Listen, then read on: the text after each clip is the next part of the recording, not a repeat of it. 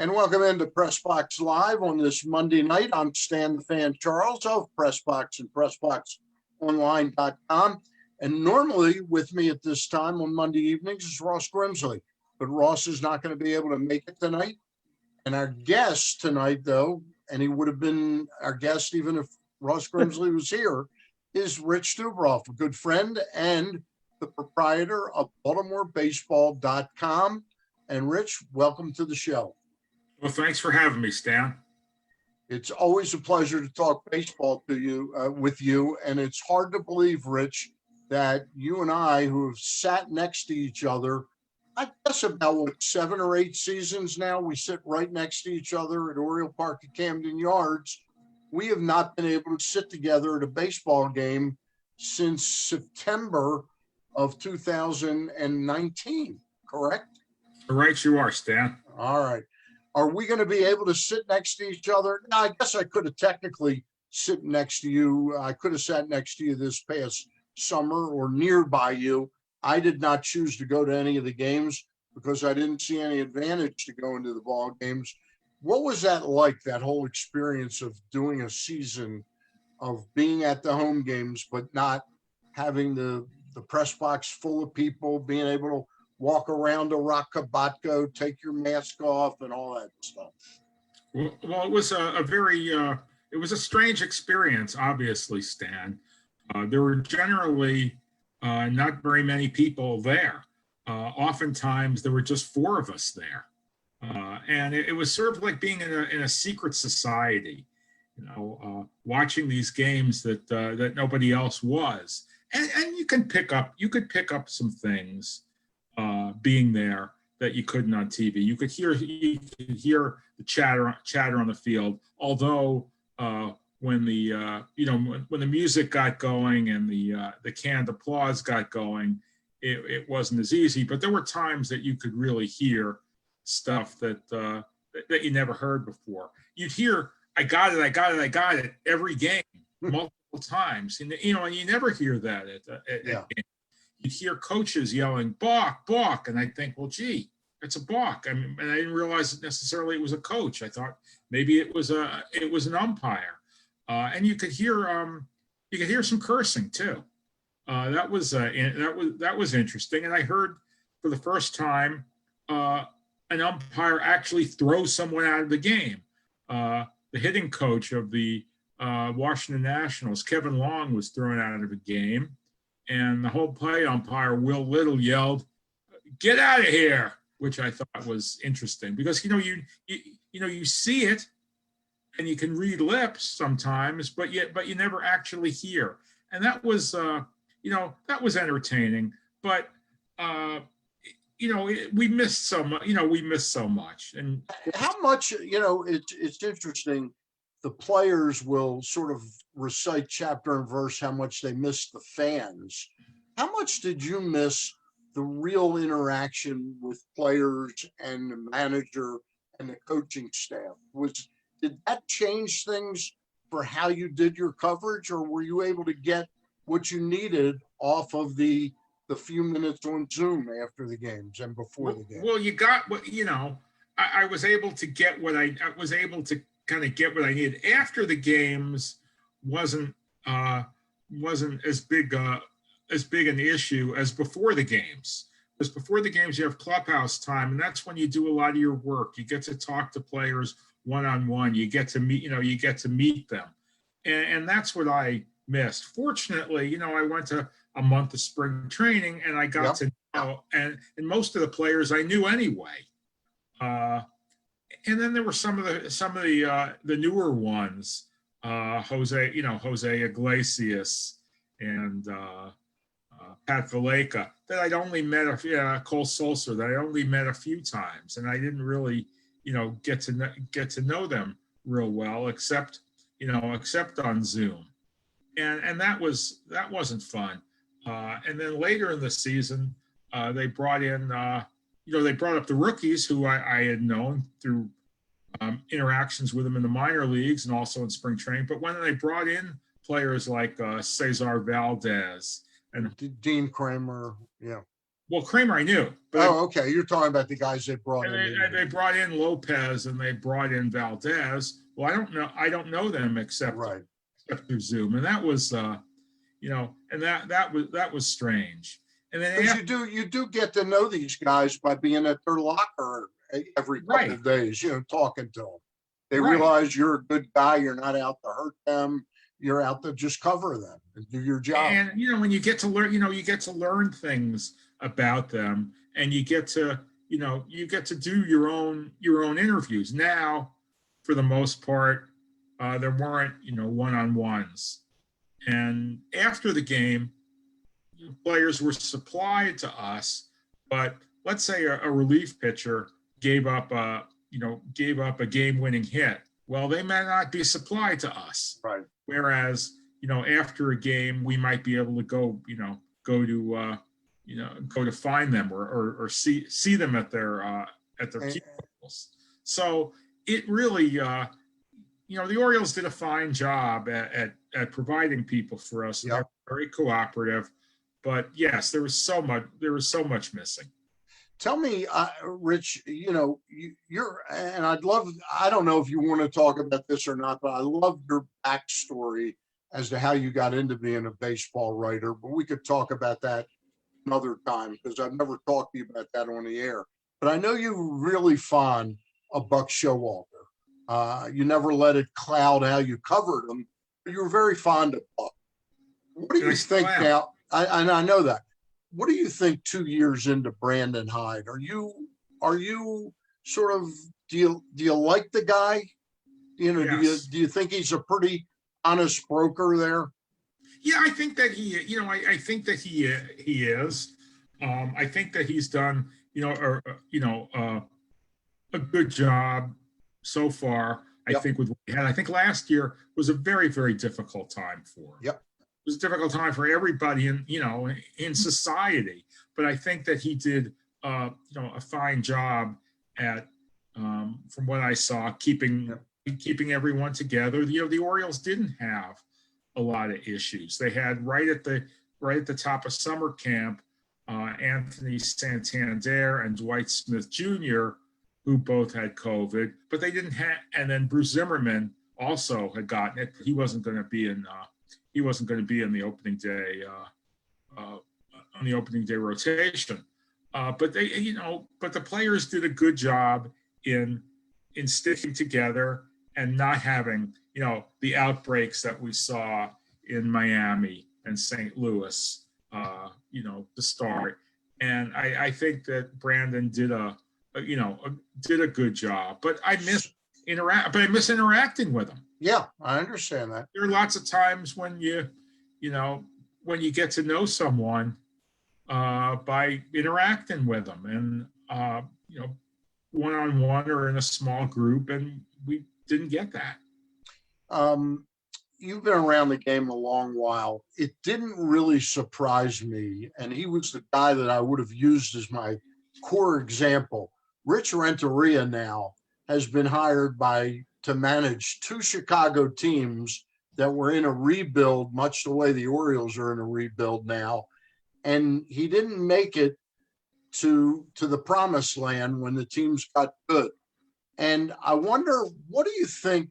I think Brandon Hyde's season in 2020 was a real big step for him in being the guy that can be here when the Orioles are good. I'm not asking for a prediction, so to speak, but you know what I'm talking about. Do you think he's got the goods to be the guy? Sure. It's interesting that you brought up Rick Renteria because Hyde has a lot of connections. Sure. Renteria. I mean, he was, he coached for Renteria, and when Renteria was let go in Chicago, he survived to Madden. Yeah. Saved to Madden, and he's known Renteria, for a long time. So I think that's interesting. I think 2021 is going to go a long way in deciding whether Brandon Hyde is going to be the Orioles manager for an extended time. I hope he is. I think that, he's done, as I said, I think he's done a reasonably good job with what he's had. But and last year was just so hard to, Yeah. just so hard to judge. But I think, it's good that they're bringing in younger players, and he's getting a chance to. I think 2019 was just a horrible season for him, because they didn't have very good players. Coaching staff was sort of cobbled together late, Yep. late in the off season, and Mike Elias didn't have a full off season to establish his his priorities. So I think that 2021 is going to be a very, very interesting season. Tell me about at the end of the season, very quickly, we suddenly lost Doug Brokaw, the pitching coach, and the third base coach and infield instructor, Jose Flores. Did those moves surprise you? Did the cover story that they gave, that it was sort of economic, make any sense to you? And then the subsequent hiring of Chris Holt, who was pretty apparent that they wanted to be part of the staff, or for fear of losing him. Well, I wasn't surprised by either of those. By either of those moves, Stan, and I don't know what they're going to do for the third base coach. It could be somebody who's already in the minor leagues. It could be somebody on the staff already. Mike Elias has said recently that he thought that there would be the same number of coaches from last year to this year. But what's happened with the saving of the money is, the Orioles may not replace a big salary in Holt replacing Brokaw. So then there may be some savings there. But money is tight all around. Sure. Baseball, and it's and I wasn't surprised with either, because I know Flores made some calls at third base that were that didn't work out well, and so I was not surprised when they moved on from him. I thought Brokaw, from what I saw, did a really, really good job. Yeah, I thought he did a good job. They wanted to keep Holt, but they wanted to keep Holt. Rich, with we'll get into talking now about how they're piecing together, or they did piece together, the 40-man roster, which they had to have in by last Friday at 5 o'clock or something like that, or 6 o'clock. And subsequent to that, anybody that wouldn't have been on the 40-man roster that was in the organization a certain number of years would have been eligible to be taken from us at the Rule 5 draft. The fact that Renato Nunez was designated for assignment, and the fact that the club picked up on a waiver claim about 3-4 weeks ago, Yomer Sanchez, who's a really good defensive second baseman. Do you think the writing's on the wall now that Hanser Alberto might be the next guy out?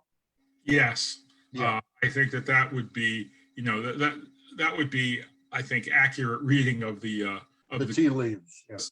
If you're going to spend a few $1 million, I think you'd rather spend it on a good defender for this young pitching staff, rather than a guy who's a good hit, who's a good hitter and not a great defender. I mean, when they signed Iglesias last January, one of the reasons for signing him, Mike Elias said, was to improve the defense behind the young pitchers. Well, if Iglesias is there at shortstop and Sanchez is there at second base, well, I think that helps. That beefs up the defense, that they have there, and also their outfield defense is getting better. So I think that shows that they're being proactive in trying to get incrementally better. That the whole issue that people used to bring up, which they've fortunately moved off of, this tanking stuff. I never really bought, because I saw what they were, what they were doing, They just didn't want to spend a lot of money Yeah, on get to 70 on trying to get to 75 wins.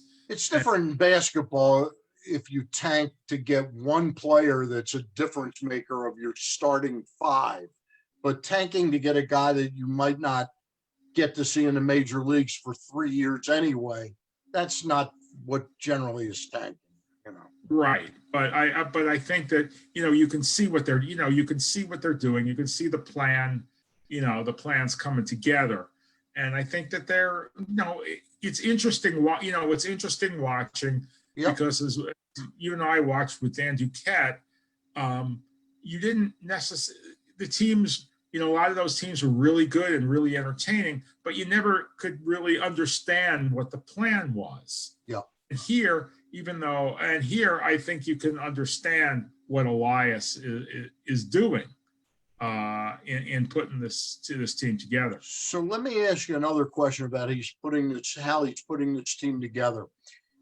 And I've believed for the last couple of years, wow, until Rutschman gets here, Pedro Severino and Chance Cisco is a really nice platoon at the catching position. One's right-handed, one's left-handed. Severino sort of looks like a ball player and all this, and Cisco was a pretty good prospect. I watched closely during the playoffs, and I watched Mike Zunino, who, believe me, I don't love as a hitter, but I watched what he does for that Tampa Bay pitching staff. It shock you if the Orioles ended up moving away from one of those two catchers. And this isn't a long-term fix, of any great consequence, but would go to a guy that's a real defensive specialist that they might be able to help the young pitchers more. It wouldn't, but it wouldn't surprise me if they stayed with these two guys. And also, the question is, when do they think Rutschman's going to be ready? Yeah. If we had had a conventional minor league season last year, then maybe we'd have a better idea where Adley Rutschman was. Right now, we don't know at all because he's still he's still played, I think, 34 professional games. So even though he played, he had some competition against good pitchers at the alternate site and played in the instructional league. That's still not, real organized competitive ball. Right. So I think that, we don't know. And, I don't know. I really, I thought about the catching a lot, and I know that it's got to get better defensively. And I think that they probably, my gut says they probably will try and get somebody better. But it's a stopgap, or perhaps it's somebody who, when Rutschman gets here, can be his backup for a year, a year or two, or kind of mentor him. I think that's a very, very interesting question. So the other day they got to the 40-man by putting Michael Bowman, Zach Lowther. Help me out, because I Yusniel Diaz, Ryland Bannon. So they got to 40 men. Is there anybody that they left off of the 40 that it sort of scares you that they might lose? Alexander. Alexander Wells. Alexander Wells, or did we mention Ryland Bannon? Yep. We mentioned Yusniel Diaz, Lowther, and Bowman. Isaac Mattson. One of the guys that got back for Dylan Bundy. Yeah. Right. And Stan, I was a little surprised that they went with that many. I thought, well, gee, the year before they went with 4, and they had a much weaker 40-man roster in 2019 than they have now. But I think it's really interesting that they went with so many, and it just and here, within a year, basically, Elias added a quarter the 40-man roster, 10 players. The only player that I would think was, was in a huge danger of being claimed is Zach Pop. Pop, yeah, the guy they got in the Who they got from Machado. they got, and they also got, him from the Dodgers when they got Bannon, and they got Diaz, and they got Kramer. Pop had Tommy John surgery in May 2019.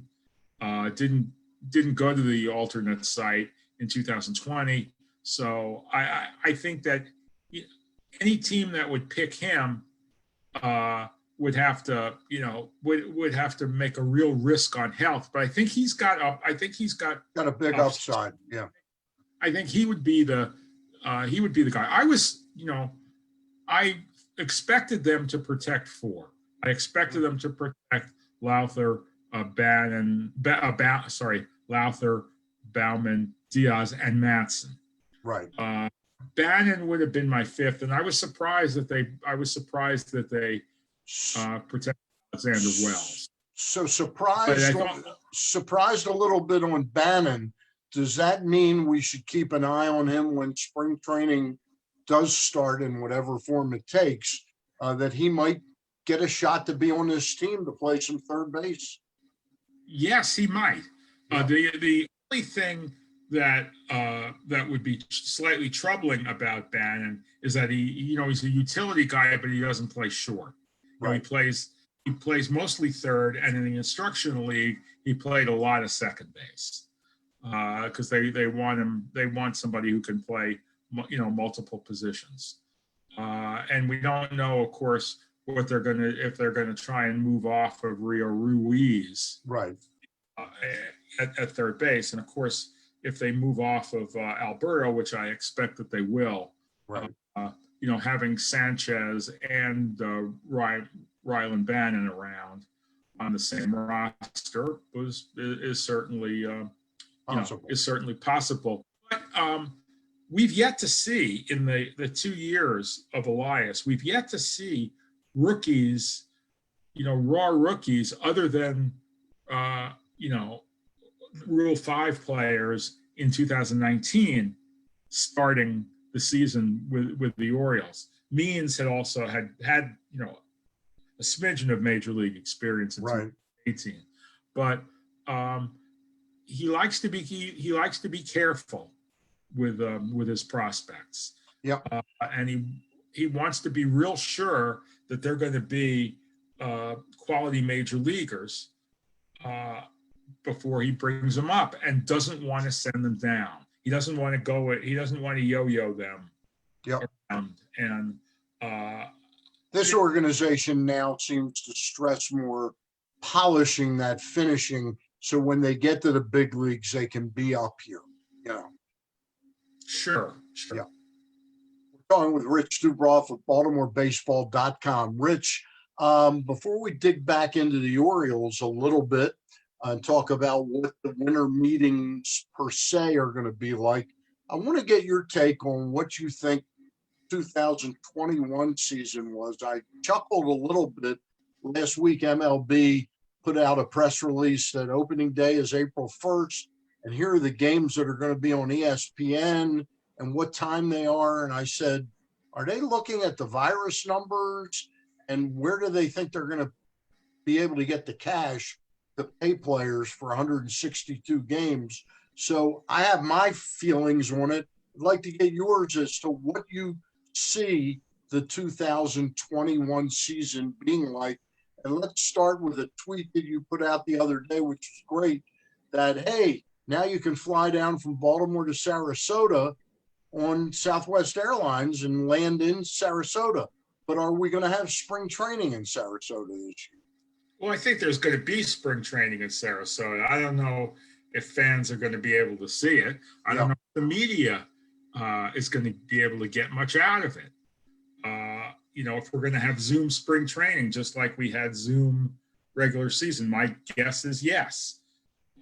So I think that there will be spring training. Do I think it's going to start on February 16th? No. Nothing would make me happier than a full 162 game season with people in the stands. I'm with you all the way on that. Nothing would surprise me more than a full 162 game season with the unfettered attendance. So if, and it's a big if you're going to have spring training and you're not going to be able to have the media fly down really to cover the team, because I don't think they'd come down unless they could get some access. Doesn't it make more sense to do just what they did last year? Do it in Baltimore? Well, doing spring training in Baltimore in the middle of February might not be terribly All right, beneficial. touche. Yep. All right. And now who knows? Well, but again, I'm suggesting the spring training is really going to start much more like about April 1st. That's when I think. Right. Well, actually, it makes more sense to have it then in Florida because they have more, they have more field. More fields. Okay. Okay. They have more fields. There are more teams around. There are more teams around. You see, this time when they had summer camp, the 3 weeks of summer camp, well, they'd already had a month of spring training. Right. A couple of weeks of games. You were halfway through basically the little more than that through the Grapefruit League schedule, and you only had 3 exhibition games. You have spring training here. Well, there's just so many times, I guess, you can play the Phillies and the Nationals. Right. So, I think it makes more sense for them to do it in Florida, because they're gonna start with a big roster. Yep. And and then having that in Florida where they can spread, and they have you've convinced me. Spread people out. All right, you've convinced me. But let's start with, how many games do you think they'll play this year? Between 100 and 120. Okay, that's where you and I are. I'm at 100, 110. Are the rule changes that went into play last year with the roster being at 28, the DH in both leagues, the extra inning rule where the guy starts on second base, and the new rule that was going in anyway, the 3-man, are they all going to be in place next year? Well, the only one that I know pretty much for sure is the 3-batter rule, right? Because that was going to be there. That was going to be there anyway, and I think that's going to be there, and I think it's a dreadful rule. Yeah. It sure didn't help the watching of the. Did it help speed up those World Series games when you saw 7 pitchers? No. Go. The reason for the rule is really quite ridiculous. I mean, it was never going to speed up the game. Really. It would speed up the game if if pitchers, if the style of play hadn't changed. But style of play hasn't. The style of play has changed. Deeper at bats are here. And I'm not, and I know they don't want multiple. The thing is, they think that multiple pitching changes in an inning are, turn off fans. And I get that. But again, was it great having, a guy start a World Series game and, get 4 or 5 outs and then move on to someone else? I'm not thrilled with that. But getting to the other rules, those are all going to have to be negotiated with the Players Association, and I know that they're going to talk. But I think it's going to be just as messy or messier next year, because it's going to lead into the expiration of the collective bargaining agreement. Yeah. I was good with having the 28 players, but I think that having 15 pitchers, teams with 15 pitchers, ended up feeding into this, short appearances. I think they allowed the pitchers though, Rich, because they knew not everybody was ramped up. This year, whatever they do, there will be enough time to ramp up. So, well, then they'll probably go back to 26 players. What about the geographic 3 corridors, basically? Do you think they'll do that for safety reasons? No, because I think that was only because they played a really short season. Okay. I have no idea what they're going to do, but there's no, you either have to have you either have to have a full season type schedule, Hmm. or the radical schedule you had last year. There's nothing really in between, because Right. you say, oh, well, the Orioles have, there are places in the Central like Pittsburgh and Detroit and Cleveland that are actually closer, Right. you know, And Tampa or, and Tam, but that doesn't work. That doesn't work because the other teams have to have people right. to play too. Right. So I think I think you're going to have a conventional schedule. I know the NBA, their schedule is 72 games instead of 82, and they didn't really cut down on travel. Okay. They're and I know I talked to Brandon Hyde about it, and I know he was not thrilled with just seeing the same teams over and over Right. again. Right. I like that they played the Phillies. Hmm. I thought that was good. I like that they played the Northeast, but it was on, that was a one-off. Yeah. And pretty much everything about the season I'd like to forget. I go and I look at the stat sheets, and I go and I look at the standings, and it says 25 and 35, and it just doesn't look right. Yeah. I voted for the Cy Young, and here I'm voting for pitchers who won 6 or 7 or 8 games. And while Shane Bieber was an easy choice, it was really hard differentiating the down ballot guys, because there was not enough time to separate. Yeah. So I'm hoping that we get closer to a real schedule, and if we get to 100 or 100 or to 120 games, then I think that'll feel more like a real schedule than what we experienced. But I'd love to see the runner on second. I'd like to see that stay. I loved it. I found that very entertaining. Made for, we brought strategy into the game. Yeah. Nobody into the game. Nobody loves like an 18-20 inning game more than me, where it's going on at 2:30 in the morning, because I'm an insomniac. But I have to admit, every inning was very interesting. The only thing I would possibly do different, I might give them 1 or 2 innings to do it regular, and then bring it in with the 11th or 12th inning to sort of speed the finality of the game. But I'm fine with it the way it is. I want to hit on a couple more things. The winter baseball meetings per se. Will there be any virtual winter baseball meetings that we've grown to love? So.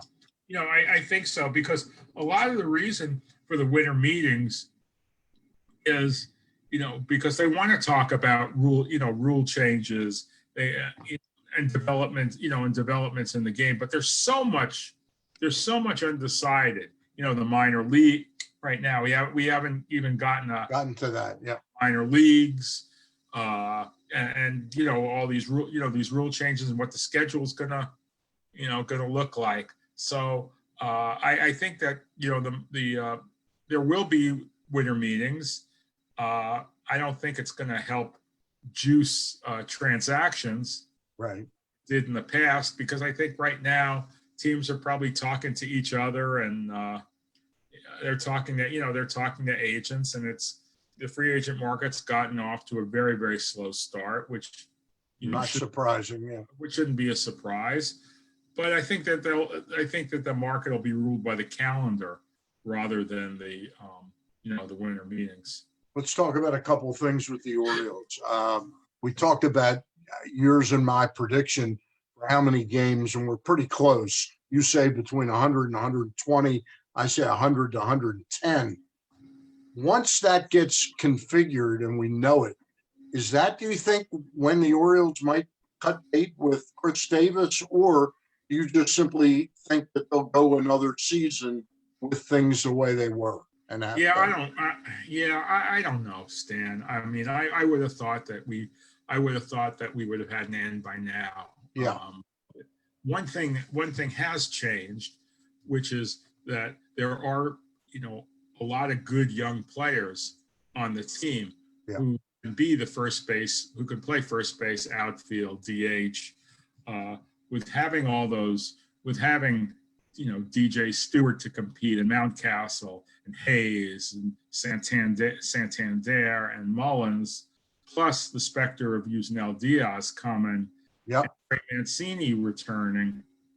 Well, I think that may put pressure to make a move, but you're wise to suggest that they wouldn't dream of making a move now because they could save quite a lot of money. They could save $7 to $9 million just simply by letting the season be cut, to 100 games or something. Yeah. But I don't know. I don't know. I mean, I think I've gone. I think I've been wrong thinking that it would go this long. I never thought, a couple of years ago that we'd be still talking about it. You did accurately predict we'd be talking about that contract for a long while, though. I know that. Well, we will. Yeah. I said I'd spend the rest of my career talking about that contract. But because it's gonna serve as a warning. Yeah. To fans, don't get your hopes up that they're gonna spend huge amounts of money on a single player. So let's talk about, you mentioned Trey Mancini. From everything we hear, his health is as good as it could be at this point in time, coming back from his colon surgery. Cancer surgery. What do you expect to the club can honestly hope for to get out of Trey this year? You think he plays a little more DH than they might normally have planned? We'll see. Yeah. I don't know. I mean, I think he's going to return to be what he was before, an excellent ball player, a good person for the young players to model themselves after, and just the way that he handled this awful situation can be, to me, a great teaching tool for these for young players, because I sure hope that they don't have the adversity in their life that he had in his. But how well he handled it will serve the team well to have him in the same clubhouse. And I think that I think he will be a very productive player in 2021. Two players that to me did the most for their Orioles career last year, I'm not comparing them, were Cedric Mullins, who to me came back from the precipice, of really being one of these guys that was a shining star for 3-4 weeks, and then all of a sudden he was gone. And Ryan Mountcastle. Your thoughts on the season those two guys had in 2020? Well, first of all, Mullins realized that he doesn't have to hit the ball out of the ballpark to be an effective player. And one thing I think is interesting is that, in these home run happy days, that the Orioles can have a player who's different, who can bunt. And I think that's fun, having a player who bunts and runs, that not everybody sits back on their hands. And then also a guy I referred to near the top in Cesar Valdez, in a time where everybody throws as hard as they can for as long as they can. They have a player who doesn't do that and was successful. And I think that it's going to be interesting to see if they, if they're going to be a little bit of an outlier in having players like that, where those guys generally don't have much of a home in contemporary baseball. And Mountcastle, he had a much better season than I thought he would. I totally agree with you. Yeah. He's a much better runner, and for all the nervousness about embarrassing himself in the field. He was perfectly, he was It was perfectly perfectly adequate. Yeah. in left field, and he hit well. But of course, we What- only saw him for 35. We only saw him for 35 games, and it's going to be interesting to see, how he hits in 2021. And of course, everybody will say, well, gee, he's going to be the rookie of the year. And he's going to have, he's going to have a good, he's going to have a good chance. And so is Randy Rosarina, who Right. also is going to technically be a rookie in 2021. The thing about Mountcastle that we had all sort of, and anybody that sort of follows the game as close as you and I do, and I'm not saying we're stat freaks or analytics people to the umpth degree, but when I looked at Eddie Epstein, who used to work for the Orioles 20 years ago, used to teach me just a simple thing to look at a guy, how many times he struck out and how many times he walked. And Mountcastle's numbers in the minor leagues scared me that he wouldn't have plate discipline, and yet he gets up to the major leagues, and that honestly didn't seem to be a problem at all, Rich. Well, Stan, sometimes good players in the minor league, they know that they're good. They know that they're good, but then when they get to the big leagues, they get a little scared. They realize they're going to have to be on top of their game every single night, because the pitchers up there are so much better than they were in AAA. And I think Mountcastle kind of looked like he rose to the occasion. That he saw that that he was going to have to be his best every night. And for a short season, he did. Was able and to do it. Again, it's going to be intriguing to see how he does in 2021. All right. Before I let you go, let's jump over to the pitching staff and we'll breeze through it. If you were picking who you thought would be the starting rotation right now on, Thanksgiving, project, and do you think the Orioles will pick up somebody to at least compete? Shoot, who do you think's in there? Means and who else?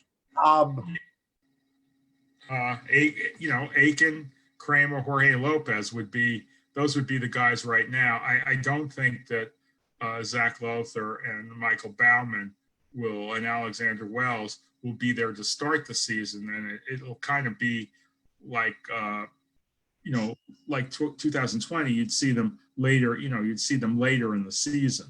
I think the Orioles will sign a veteran pitcher or two for depth. I think it's real important. We saw guys get hurt.